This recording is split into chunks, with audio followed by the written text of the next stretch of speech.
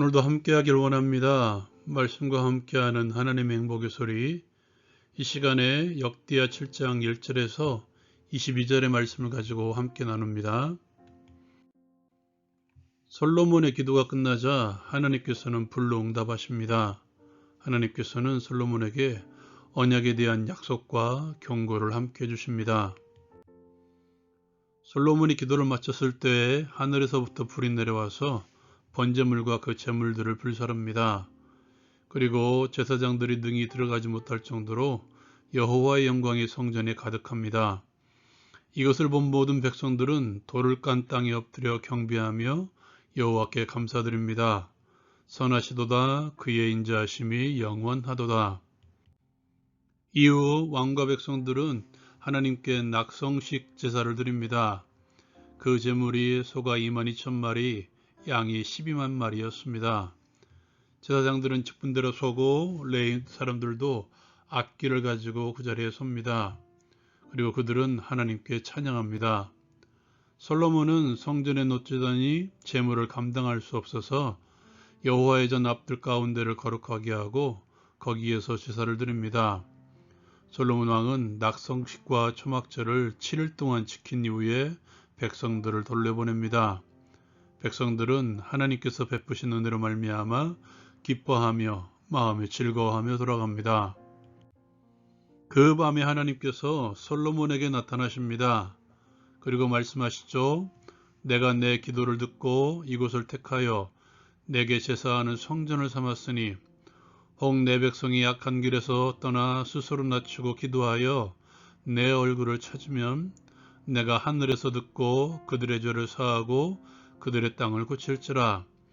이제 이곳에서 하는 기도에 내가 눈을 들고 귀를 기울이니 이는 내가 이미 이 성전을 택하고 거룩하게 하여 내 이름을 여기에 영원히 있게 하였음이라. 내 눈과 내 마음이 항상 여기에 있으리라. 하나님께서는 솔로몬이 언약을 지키면, 그리고 그 후손이 언약을 지키면 그 언약이 이루어질 것이라고 약속하십니다.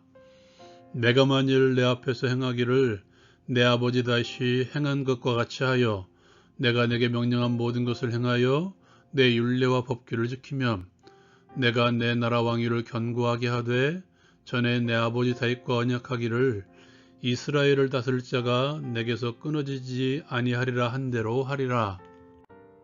그와 반대로 언약을 지키지 않을 때의 일도 경고하십니다. 너희가 만일 돌아서서 내가 너희 앞에 둔 내 율례와 명령을 버리고 가서 다른 신들을 섬겨 경배하면 내가 너희에게 준 땅에서 그 뿌리를 뽑아내고 이 성전을 내 앞에서 버려 모든 민족 중에 속담거리와 이야기거리가 되게 하리니 사람들이 물을 때에 대답하기를 그들이 자기 하나님을 버리고 다른 신들에게 붙잡혀서 그것들을 경배하여 섬김으로 여호와께서 이 모든 재앙을 그들에게 내리셨다 하리라. 적용을 위해 함께 나누기를 원합니다. 이 시간에 불로 응답하신 하나님에 대해서 함께 나누기를 원합니다. 솔로몬의 기도가 끝난 후에 하나님께서는 불로 번제물과 모든 제물들을 불살합니다. 하나님께서 들으셨고 응답하셨다는 표지이죠. 엘리야가 바알의 선지자들 850명과 다툴 때에도 불로 응답하셔서 제단과 제물 그리고 그 고랑까지도 불로 사르셨습니다. 하나님께서는 이렇게 당신의 백성들의 기도에 분명하게 응답하시는 분이십니다. 하나님께 예배하는 현장에 임재하시는 하나님의 불. 어떻습니까? 여러분의 기도하는 현장에 하나님의 임재를 경험하고 계십니까? 하나님께 예배하는 여러분의 현장에 하나님의 충만한 임재가 있으십니까? 하나님의 불을 경험하기 위해서 우리 또한 솔로몬처럼 제사를 드려야 될까? 예수 그리스도를 통해서 단번에 속죄제사와 화목제사를 드린 우리에게는 더 이상 동물 제사는 없습니다. 그렇다면 하나님의 임재를 어떻게 경험할 수 있을까? 하나님의 임재를 경험하고 있는 우리의 현장에 나타나는 그 첫 번째 특징, 감사의 노래가 있습니다. 하나님의 불에 임하고 하나님의 영광이 성전에 가득했을 때 사람들은 그 앞에 엎드려 경배하며 하나님께 감사함으로 찬양합니다. 선하시도다 그의 인자하심이 영원하도다. 하나님의 임재에 예배할 수밖에 없었고 하나님의 임재가 있는 예배에 그들은 감사할 수밖에 없었던 것이죠. 감사가 있는 기도, 감사가 있는 예배, 감사가 있는 하나님의 임재의 현장. 어떻습니까? 정말 감사함으로 하나님께 기도하고 있습니까? 바울은 우리에게 이렇게 들려줍니다. 아무것도 염려하지 말고 다만 모든 일에 기도와 간구로 너희 구할 것을 감사함으로 하나님께 아뢰라. 기도할 수 있음에 들어주심에 기도할 수 있는 관계로 세워주심에 감사. 예배할 수 있음에 예배할 수 있는 관계로 세워주심에 감사. 하나님의 임재가 있음에 감사. 그들은 항상 감사합니다. 그리고 기쁨이 있습니다. 솔로몬은 불로응답하신 하나님께 이제 성전의 낙성식을 진행하죠. 그리고 절기를 7일 동안 지킵니다.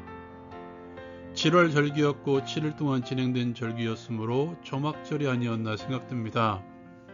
그렇게 낙성식과 절기를 지키고 돌아가는 백성들의 모습을 베푸시는 대로 말미암아 기뻐하며 마음에 즐거워하였다고 표현하고 있죠. 하나님께 예배하고 기도하고 하나님과의 교제 후 참된 만남이 있는 그들의 공통된 특징은 그들에게 기쁨과 즐거움이 있다는 것입니다. 예수님께서도 기도응답으로 말미암은 기쁨의 충만을 우리에게 들려주고 있습니다. 예배는 어떻습니까? 계시록을 보십시오. 심판의 선언을 제외하고 하나님의 보좌가 있는 현장에서는 항상 찬송과 기쁨의 노래가 흘러나왔습니다. 지금 이 시대의 이 시간도 마찬가지죠. 참된 만남이 있었습니까? 그렇다면 만남의 기쁨이 여러분에게 있었습니까? 마음에 즐거움이 넘쳐 흐르고 있습니까? 하나님의 임재, 하나님과의 참된 만남을 나눈 이들의 특징이 기쁨과 즐거움임을 기억하십시오. 바울 사도는 항상 기뻐하라, 내가 다시 말하노니 기뻐하라고 말씀합니다. 빌립보에 보내는 편지 가운데 있는 구절이죠. 빌립보서는 감옥에서 보낸 편지입니다. 그 감옥에서도 참된 기쁨이 있었기에 하나님의 임재를 경험했기 때문에 그는 빌립보 교회를 향해서도 기뻐하라고 전하고 있는 것이죠. 참된 기쁨으로 하나님의 임재를 드러내십시오. 마지막으로 주의 말씀에 대한 순종이 있습니다. 낙성식이 마쳐지고 난 이후 하나님께서 솔로몬에게 나타나시죠. 나타나셔서 언약을 이루시겠다는 약속, 그러나 언약을 어길 때의 경고를 함께 해주십니다. 하나님의 율례를 버리고 다른 신들을 섬긴다면 하나님께서도 버리시겠다는 선언이죠. 하나님의 임재를 경험한 이들은 삶의 현장에서 하나님의 법을 따르려고 힘을 다합니다. 하나님께서는 그것을 알고 있었기 때문에 그들에게 주문하고 있는 것이죠. 삶의 중심에 하나님의 말씀이 있음을 기억하십시오. 감사함으로 하나님께 예배하고 기도하며 기쁨으로 삶의 현장으로 돌아간 이들은 감사와 기쁨을 주신 하나님의 뜻에 순종하려고 힘을 다합니다. 또한 그렇게 순종하는 자들에게 다시 하나님께서는 감사와 기쁨을 주신다는 것이죠. 감사와 기쁨, 순종, 이것이 하나님의 임재를 경험한 이들의 특징이며 하나님을 경험하는 삶의 특징임을 기억하십시오. 하나님의 임재를 날마다 경험하게 하옵소서. 하나님의 임재를 경험함으로 감사하게 하시고 기쁨으로 충만하게 하옵소서. 하나님의 말씀에 순종함으로 세상을 향해 하나님의 임재를 선포하게 하옵소서. 예수님의 이름으로 기도합니다. 아멘. 감사와 기쁨, 상황이 아닌 만남으로 인한 감사와 기쁨이 충만하십시오. 라온큐티 마치겠습니다.